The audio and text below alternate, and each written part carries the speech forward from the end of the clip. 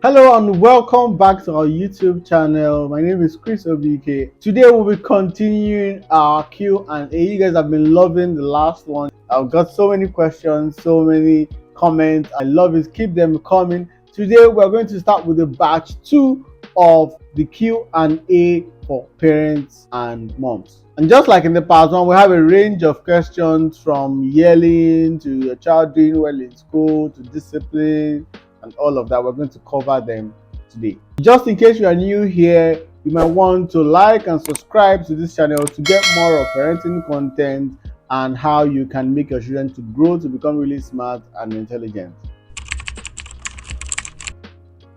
The default setting for most parents, especially parents who are not really enlightened in the ways of modern parenting, is to yell. The reason many of us yell today is because we were also yelled at as parents. But that has caused a really, really big problem in our psychology as adults today. Number one, what yelling actually does is that it creates fear in your kids. And you really don't want your kids to fear. You want them to respect you, yes, but you don't want them to fear you. Not just that, it can also lead to anxiety, low self-esteem, and generally having a low sense of self-worth for the child. If you think about it, if you were really, really yelled at a lot as a child, you now see that maybe right now you don't even tolerate somebody raising their voice a bit at you because it triggers you, or you have low self-esteem. You can't really talk when other people are talking. You have thoughts, but you can't share them because you don't want them to bash you or to say demeaning things to you because you really cannot take it. It just triggers you, all because of that deep-rooted problem that yelling caused you as a child. Now that you know this, yelling at your kids does not exactly communicate the severity of whatever they did. Yes, they might put the house down, but trust me, when you are yelling, your child is not hearing what you are saying. All they are hearing is your tone. They are only hearing, mommy is shouting at me, mommy is a wicked person, look at how she's shouting at me, did I kill somebody? That is what is going on in their mind. It's not even about the seriousness about what you are saying. You can communicate whatever you want to say in many ways that the child will understand it and get it immediately, and you won't even need to yell. So it's more about fixing your own internal problems, because it's an internal problem.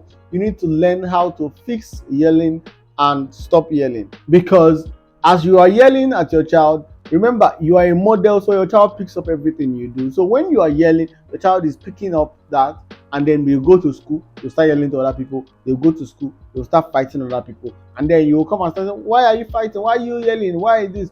Well, you taught them. Now, this is a very good question. How you can get your kids to do what you want without yelling is by, number one, creating a structure in your home. You really can't outdo anything that has a structure, because it's a structure that makes something work. It's not individual talent, it's not your discipline, it's basically the structure that you have in place. All right. So when you want to correct your child without yelling, you need to create a structure that does the correction for you. And in this case, we use something we call positive or negative reinforcement. So you communicate what you want your child to do, right? And then you get them to agree, and then you let them know that this is the reward for this if they do it for a long period of time. And note, the reward in this case does not mean maybe giving them money or buying them gifts or something. It could mean giving them access to a privilege, right? And then there should also be a negative consequence to that, which means that if they don't do this, this is what is going to happen. And you also get them to agree to this, and it is stipulated, it's an agreement. When they don't eventually do what they're supposed to do, which most children will come into display, right? You want to enforce that consequence. So you don't need to shout, you don't need to yell. All you need to do is to simply carry out the agreed consequence that was meted out. Now, in this scenario, your child will even throw tantrums, because the children are very, very manipulative. They might throw tantrums, might say you are wicked and all of that, but it's an agreement, an agreement, an agreement. Then when you do that, at some point you come to realize that, oh, when mommy says do this, that this is what is going to happen if you don't do it. It's actually going to take you seriously and go ahead to do them no questions asked. This is how you correct behavior and you get your child to do what you want them to do without you having to yell at all. A lot of parents are actually present, but they are not present. All right, there are so many things that are happening in your child's life, and how exactly do you find out? How do you keep tabs on them to know what is happening and when something is wrong, or maybe something is happening in their life that you should be aware of? These are some of the things you should look out for. You should look out for the sudden changes in their behavior, maybe like withdrawing from social activities that they like, or losing their appetite, or not talking to a friend or a relative or an uncle anymore, drastic weight loss, or maybe they are always moody and sad.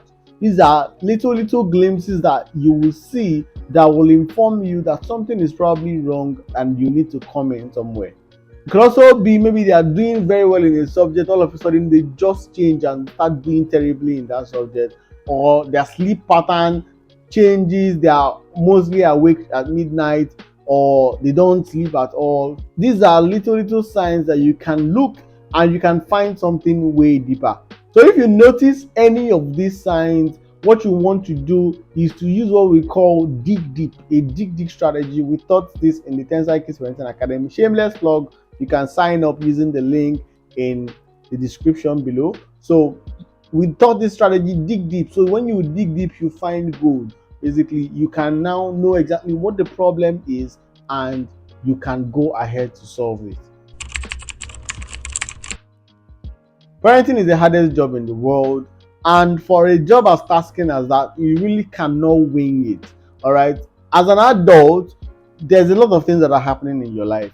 There's a lot of good things, a lot of disappointments as well. So you need to constantly be working on yourself so that you don't take some of these frustrations, some of these disappointments, and you relay them to your kids in form of the way you treat them or the way you react to them. So if you find yourself constantly snapping, you are constantly stressed, you're constantly yelling, then it is a sign that you need to stop and evaluate yourself and find a way to distress or seek help, find professional help, and find a way to stop it before it actually snowballs into a way bigger problem. As much as your physical health is important, your mental health and mental energy is also very important, because like I say, you are a parent, you are a model. Your child is modeling what you do. Your child is picking up from what you do. So you don't want to pass on some things that you necessarily don't want to see in your child. So you have to be very careful, because your children are watching you and they are copying you.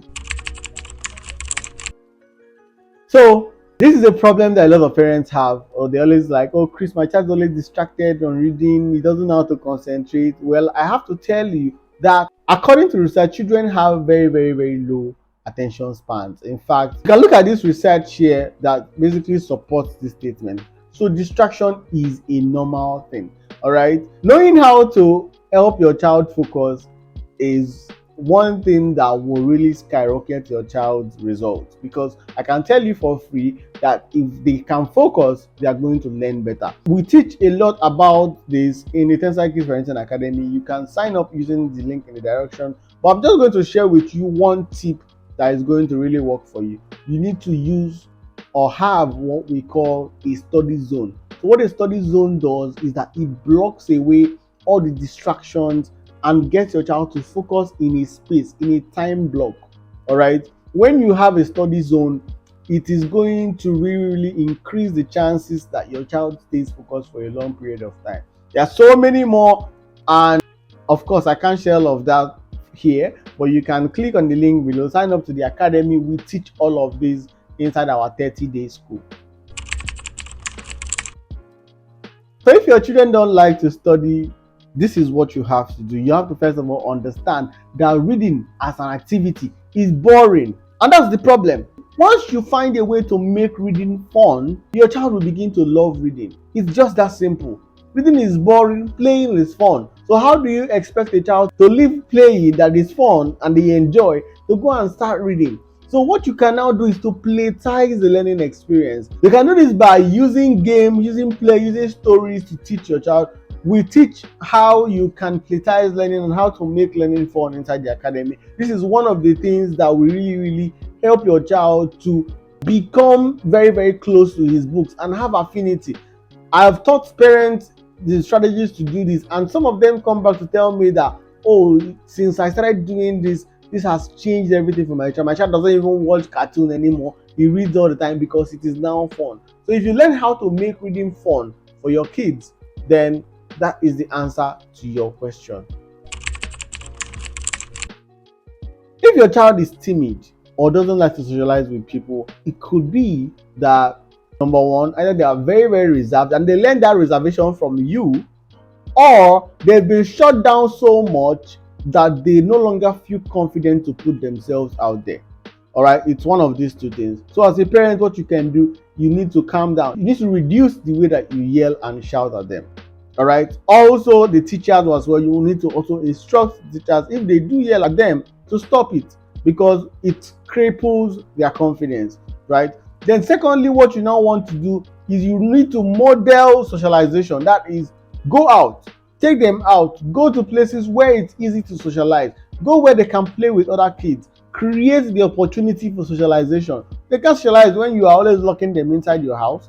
They can't socialize when you're always making them feel less of themselves. So take them out, take them to a park, organize play dates, give them the opportunity to play and have fun. I promise you, that child is going to brighten up. So long as you're able to do these two things, you will see results.